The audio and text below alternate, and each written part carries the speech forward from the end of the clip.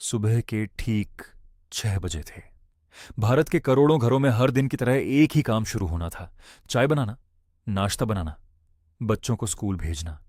लेकिन उस दिन कुछ अलग था। दिल्ली के एक छोटे से फ्लैट में राधा ने नींद से उठकर गैस का नॉब घुमाया। टिक टिक टिक, लेकिन आग नहीं जली। शायद सिलेंडर खत्म हो गया, उसने सोचा। लेकिन जब उसने सिलेंडर हिलाया, वह पूरा भरा हुआ था। उसी समय उसके बेटे ने कहा, मम्मी जल्दी करो, स्कूल बस आने वाली है। राधा के पास कोई जवाब नहीं था। कुछ ही मिनटों में पड़ोस से आवाजें आने लगीं। अरे, तुम्हारे यहां गैस चल रही है क्या? नहीं, हमारे यहां भी बंद है। देखते ही देखते पूरा अपार्टमेंट नीचे इकट्ठा हो गया। किसी के घर में बुजुर्ग थे, किसी के घर में छोटा बच्चा, किसी के यहां सुबह की दवा के लिए खाना जरूरी था, लेकिन किसी के चूल्हे में आग नहीं थी। सुबह 8 बजे तक खबर पूरे शहर में फैल गई। चाय की दुकानें बंद, ढाबों में ताला, होटल के किचन ठंडे, टीवी पर अचानक ब्रेकिंग न्यूज चमकी। देश भर में एलपीजी सप्लाई ठप। कारण अज्ञात लोग सिलेंडर एजेंसी की तरफ दौड़ पड़े। लेकिन वहां पहले से ही हजारों लोगों की लाइन लगी थी। एक बुजुर्ग आदमी चिल्लाया, बेटा, मेरे घर में बीमार पत्नी है, कुछ तो करो। एजेंसी वाला बेबस था। ऊपर से गैस ही नहीं आ रही। भीड़ गुस्से में बदलने लगी। दोपहर तक हाल और खराब हो गया। शहर के सभी होटल बंद हो गए। ऑफिस में काम करने वाले लोग भूखे बैठ गए।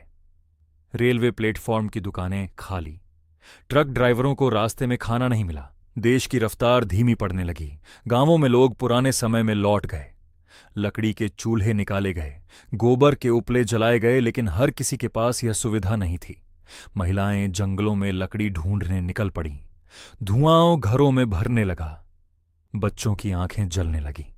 शहरों में लोग इलेक्ट्रिक स्टोव खरीदने दौड़े। कुछ ही घंटों में दुकानों का स्टॉक खत्म।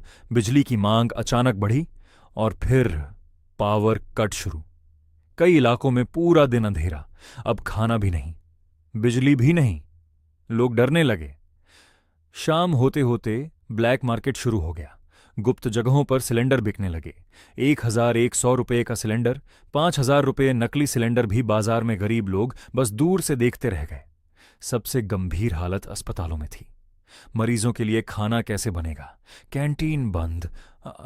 कुछ ऑपरेशन टालने पड़े। डॉक्टरों ने चेतावनी दी, अगर जल्द सप्लाई नहीं आई तो स्थिति नियंत्रण से बाहर हो सकती है। रात को दिल्ली में आपात बैठक बुलाई गई। रिपोर्ट साफ थी, देश के गैस स्टोरेज लगभग खाली हो चुके थे। कारण अभी भी रहस्य था। सरकार ने तुरंत आदेश दिया, सेना को सप्लाई में लगाया जाए, विदेशों से गैस मंगाई जाए, ब्लैक मार्केट पर कार्रवाई हो अगली सुबह। लोगों ने सड़कों पर कुछ नया देखा। सेना के बड़े टैंकर, रेलवे की स्पेशल गैस ट्रेन, धीरे धीरे एजेंसियों पर सिलेंडर पहुंचने लगे। लाइनें अभी भी लंबी थीं, लेकिन लोगों के चेहरे पर उम्मीद लौट आई थी। 3 दिन बाद घर घर में फिर से चूल्हा जला।